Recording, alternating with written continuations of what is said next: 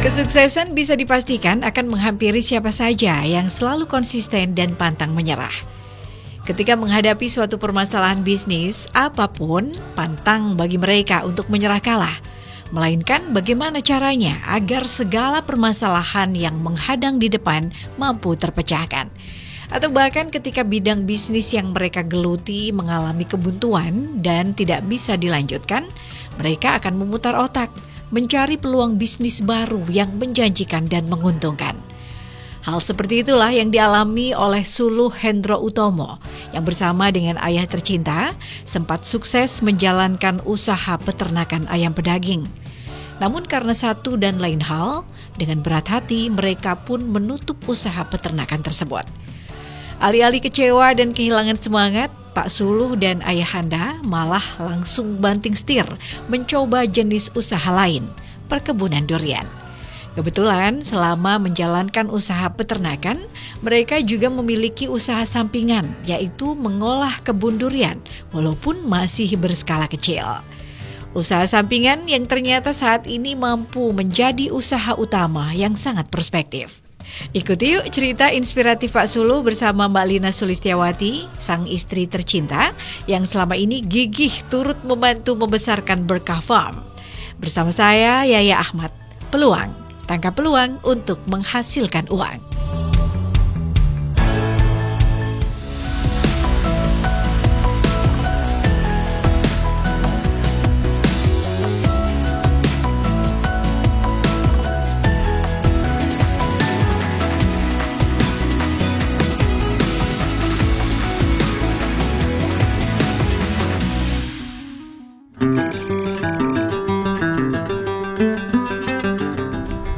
Saya menekuni kegiatan usaha pertanian durian dan jambu kristal ini sejak tahun 2020. Jadi awal ceritanya saya menekuni pertanian buah-buahan ya, buah durian dan jambu kristal khususnya itu sejak tahun 2020. Sebelumnya saya dan ayah saya menggeluti dunia peternakan, yaitu peternakan ayam pedaging. Kemudian dikarenakan waktu itu tahun 2020 ada gencarnya wabah COVID-19, bisa dikatakan untuk usaha peternakan itu mengalami keterpurukan karena adanya PPKM. Kemudian saya dan ayah saya berpikir untuk mencari peluang bagaimana bisa untuk menggantikan usaha peternakan itu untuk bisa memenuhi kewajiban, memenuhi kebutuhan, dan memenuhi tuntutan-tuntutan lainnya. Akhirnya kami berpikir untuk menekuni lagi dunia pertanian yang sebelumnya adalah sebagai kegiatan sampingan dari waktu luang berternak ayam pedaging. Alhamdulillah waktu melakukan usaha peternakan ayam pedaging, saya dan ayah saya sudah mulai merintis ya untuk bertani, tapi dalam skala yang masih kecil dan bisa dikatakan masih hobi untuk kebutuhan diri sendiri. Kemudian waktu itu karena bisa dikatakan untuk usaha ayam pedaging sudah bisa dikatakan stuck, kami menekuni lagi pertanian buah-buahan khususnya durian dan jambu kristal.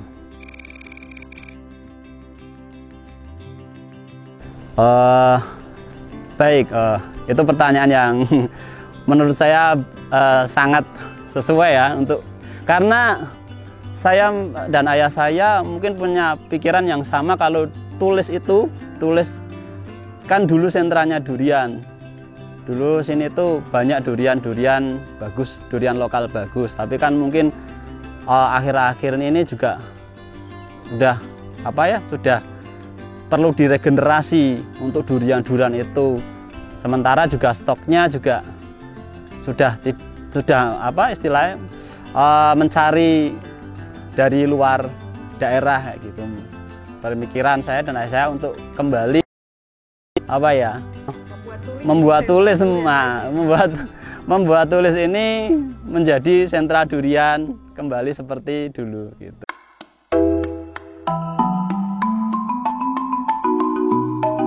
Terletak di wilayah Desa Tulis, Kecamatan Tulis, Kabupaten Batang, puluhan pohon durian yang terdiri dari varietas premium maupun lokal unggulan terlihat tumbuh subur di lahan seluas kurang lebih 1 hektar. Dimulai secara serius sejak tahun 2020, Pak Suluh hanya butuh waktu 3 tahun untuk membuktikan bahwa ia mampu mengolah lahan miliknya tersebut menjadi lahan produktif, sehingga pohon-pohon durian montongnya berbuah lebat dan sukses dipanen hingga berkali-kali. Dan tidak hanya pohon durian, Pak Suluh juga menanam pohon buah lain seperti jambu kristal, alpukat, pepaya, dan kelengkeng. Dan semuanya dalam kondisi subur. Ya, dengan perawatan yang telaten dan keahlian dalam memilih varietas yang tepat, Berkah Farm mampu tumbuh pesat dan menghasilkan buah-buah berkualitas tinggi.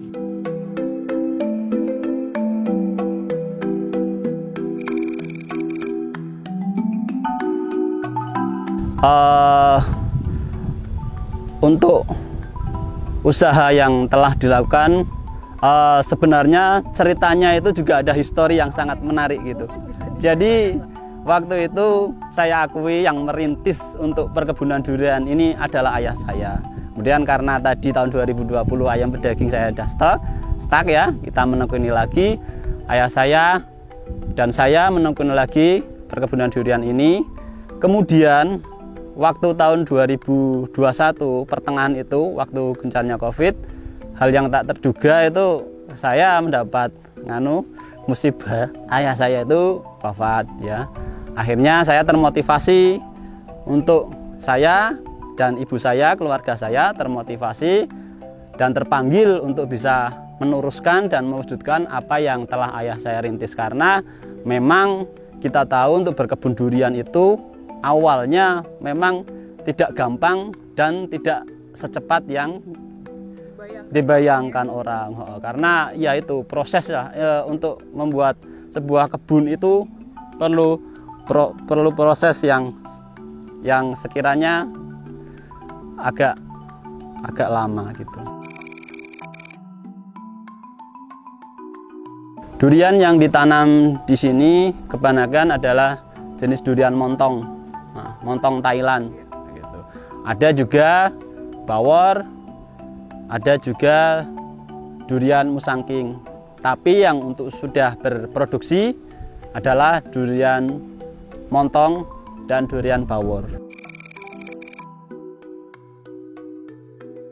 Untuk pemilihan jenis sendiri, karena durian montong itu waktu tahun 2012 itu masih 2012 sampai 2013 itu masih merupakan produk unggulan untuk durian waktu itu kayak gitu. Jadi untuk yang usia ini, usia sudah lama ini adalah durian montong.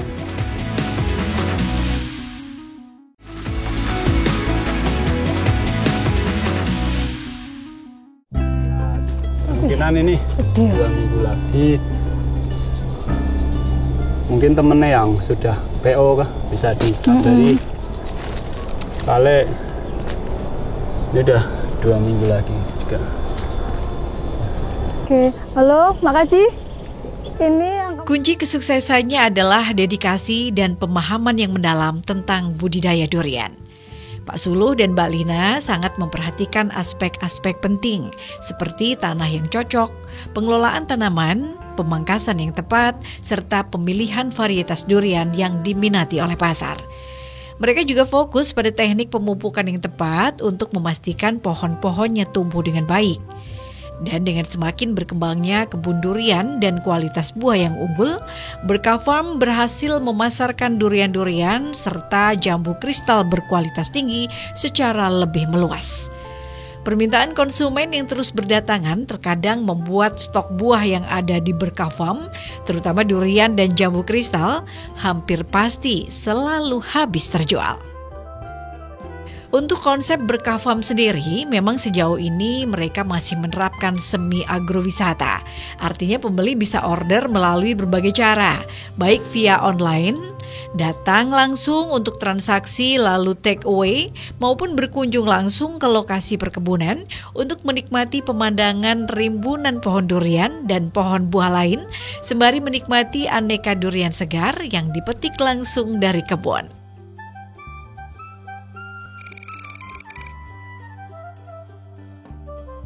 Kalau saya kegiatannya ibu rumah tangga, lebih ya. Kalau dulu pernah kerja, tapi setelah 2013 itu hamil anak kedua, udah break ya, benar sebagai ibu rumah tangga. Dan sekarang ini fokus di Berkah Farm membantu sekaligus sebagai marketing ya, atau penjualannya. Iya. Kenapa ya? Kalau dulu sih pertama kali saya sih sebenarnya nggak pernah ada asing gitu kalau jambu kristal itu sebenarnya. Cuman kata suami, mama pernah nggak makan jambu kristal gitu. Terus kayaknya aku belum pernah gitu. Ya udah nanti kamu bakalan makan gitu. Ya udah ternyata beliau menanam sendiri gitu, mencangkok sendiri gitu. Tahu-tahu saya pertama kali ke kebun itu udah rada banyak.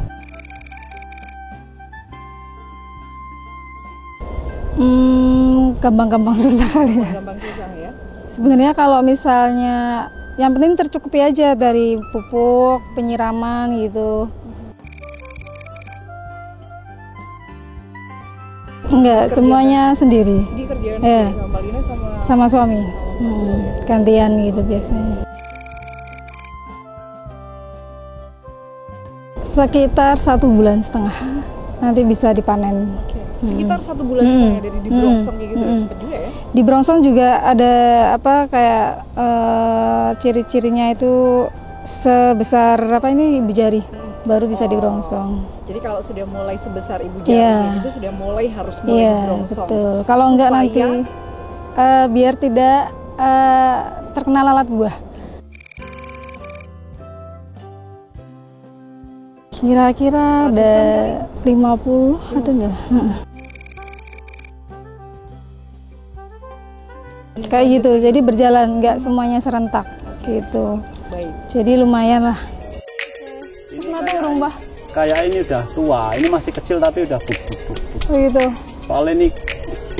Ya, salah satu impian Pak Suluh adalah membangkitkan kembali kejayaan kawasan Tulis Kabupaten Batang sebagai salah satu sentra durian berkualitas dengan harga kompetitif. Melihat tingginya permintaan terhadap durian dari perkebunan miliknya, karena memang rasanya yang khas dan kualitasnya yang tinggi, ditambah kombinasi antara dedikasi petani dan permintaan pasar, Pak Suluh yakin banyak pemilik kebun durian di Kecamatan Tulis mampu meraih kesuksesan yang signifikan seperti dirinya. Dan Berkah Farm mulai melangkah maju setapak demi setapak untuk mewujudkan impian tersebut.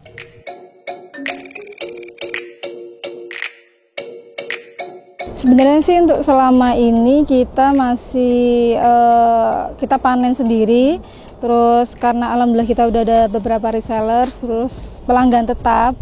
Jadi sebelum kita panen biasa saya iklan-iklan dulu lewat WhatsApp, lewat Facebook, pakai video foto gitu. Maksudnya minggu depan ready atau beberapa hari ini ready gitu. Jadi setelah itu mereka langsung list order gitu. Jadi sistemnya PO nunggu. Iya, atau kalau misalnya mau datang nggak apa-apa. Menikmati gitu. langsung Iya, di sini. petik sendiri gitu langsung. Itu sudah berjalan juga yang model seperti itu atau bagaimana? Udah pernah juga, udah berjalan. Oke, sudah berjalan. Jadi customer atau pembeli kalau pengen ya? data langsung, pengen pilih sendiri gitu kan, kadang kita lebih puas gitu. Okay. Ya, dihadapi mungkin kalau kemarin itu musim kemarau kali ya, jadi lebih ekstra kita penyiramannya setiap hari itu kan kita butuh waktu karena banyak kan, jadi satu pohon bisa berapa, membutuhkan air yang cukup banyak juga. Jadi kita harus gantian gitu. Kalau enggak pasti kelihatan banget sih. Itu itu musim kemarau ya. Kalau untuk benar-benar musim buah banget yang setiap pohonnya menghasilkan buah yang over itu juga ada musimnya sendiri. Iya juga sih. Kadang kalau misalnya, kadang dari rasa, kadang ada yang nggak pas, nggak manis, ya juga ada. Atau kita kan nggak tahu, kadang kita bungkusi sebelum di brongsing itu kita nggak tahu udah kena lalat gitu. Di dalamnya kadang ada yang udah lalatnya gitu. Kalau perkebunan seperti ini memang musuh utama gitu ya? Jadi memang harus, kalau misalnya udah ada pentil jambu yang tumbuh, kita harus langsung cek gitu. Langkah-langkahnya memberikan apa, obat dan lain sebagainya gitu. Iya sih, penyemprotan biasanya. Terus habis itu pokoknya jangan telat brongsong. Karena udah pernah, kalau panen pertama itu dulu kita walaupun luarnya bagus tapi dalamnya jelek gitu. Jadi itu jadi pelajaran juga kan, oh gimana caranya gitu. Ternyata memang kalau telat brongsong juga akibatnya langsung bisa kena penyakit ya. Kalau untuk saat ini sih alhamdulillah, kalau misalnya pas panen itu pasti langsung nggak bisa sama reseller sama pelanggan.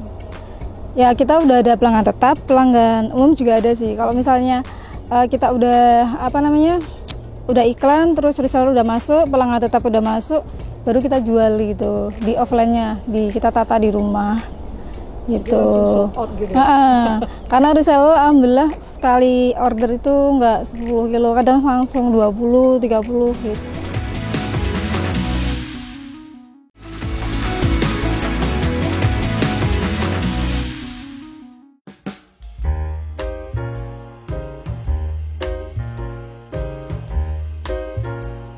Dalam menjalankan bisnisnya, Pak Suluh dan Mbak Lina menyampaikan strategi yang dilakukan untuk mempertahankan bisnis ini serta mempertahankan customer. Antara lain memberikan garansi bagi para pembeli, sehingga ketika ada rasa durian yang tidak cocok, mereka akan langsung mengganti dan mencarikan rasa yang sesuai dengan keinginan customer. Hal ini akan membuat customer merasa sangat puas. Dengan adanya sistem ini bisa membangun rasa percaya customer kepada penjual.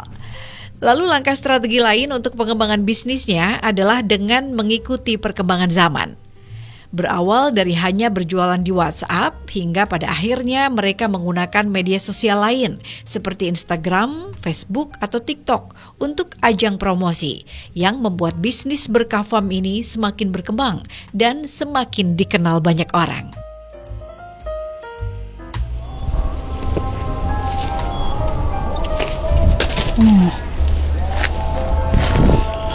Itu produk yang harus disortir karena mari kita lihat. Gagal.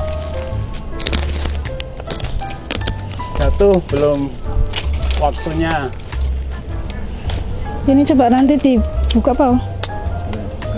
Banyaknya customer yang datang dan mengenal durian berkah farm merupakan hasil dari adanya strategi yang mereka terapkan tersebut, yang menjadikan tumbuhnya rasa puas customer kepada pelayanan yang diberikan. Pak Suluh menyampaikan bahwa semakin berkualitas durian, maka akan semakin banyak diburu oleh para pecinta durian.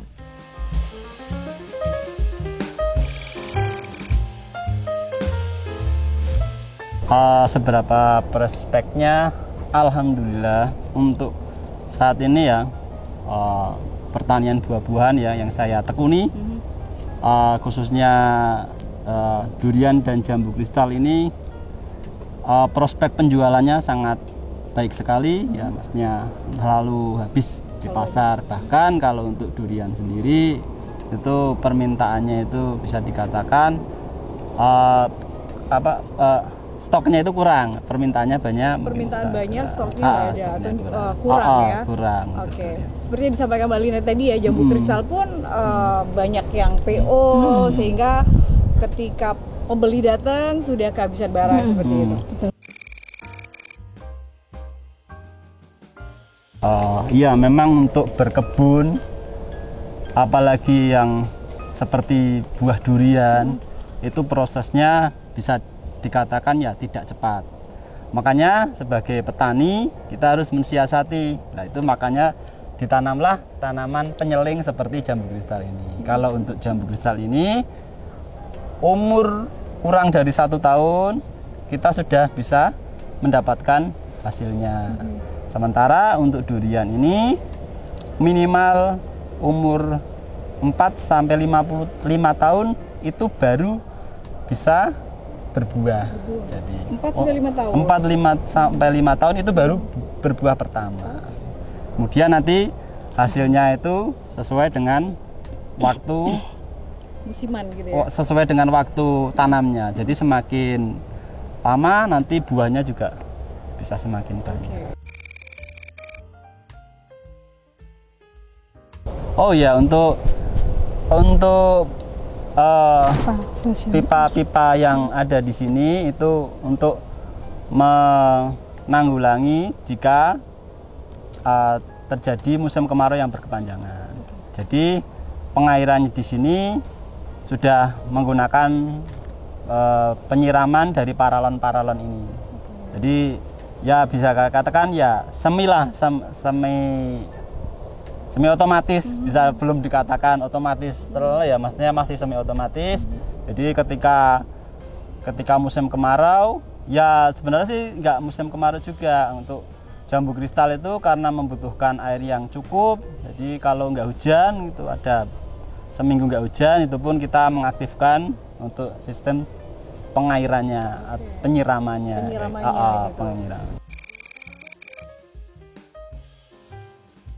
Untuk sistem penyiramannya sendiri kan ada sumur ya, perlengkapannya, peralatannya ada sumur, terus ada sanyo, kemudian ada peralon, kemudian ada selang-selang yang untuk menghubungkan ke pokok-pokok jambunya yang ditanam dan durian-durian. Alhamdulillah untuk sementara ini mungkin bisa dikatakan 50% ya untuk perawatannya, tenaganya mungkin kita bisa saya dan istri bisa saling membantu. Tapi untuk perawatan ekstranya ya, ataupun untuk kegiatan ekstranya, untuk kegiatan ekstra itu seperti waktu panen ataupun waktu pembersihan kebun itu tentunya dibantu oleh orang lain atau beberapa karyawan lepas lah istilahnya ya gitu kan. Untuk usaha itu ya saya rasa semuanya butuh relasi ya. Untuk pertanian sendiri, berdiri sendiri, nantinya kita menjual ke pasar itu juga perlu istilahnya relasi-relasi juga. Untuk sementara ini kami juga sudah mempunyai relasi dan menggunakan sistem media sosial untuk mendapatkan relasi.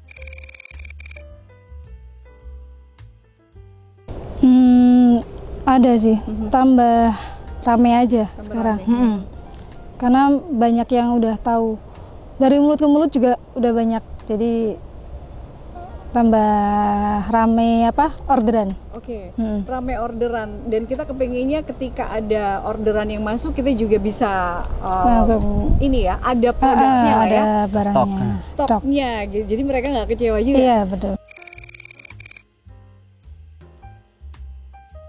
Iya betul sekali, itu karena permintaan semakin banyak, reseller juga semakin banyak, jadi kita udah banyak buat nyatok jambunya lebih banyak lagi. Terus sebelum jambu kristal kan suami saya udah pernah nanam papaya California, lumayan banyak juga. Jadi dari pelanggan California itu sekarang ke jambu, tapi sekarang kan ke California udah mulai ditanam lagi, jadi ya mungkin insya Allah jambu sama Californianya jadi lebih banyak lagi. Jadi sebenarnya ini kita juga punya punya pandangan ataupun punya rencana ke depan untuk bisa lebih mengembangkan usaha yang selama ini kita tekuni. Jadi untuk rencana ataupun pengembangan yang ingin dilakukan di sini yaitu yang pertama menambah stok, yang kedua juga menambah varietas buah-buahan tentunya gitu.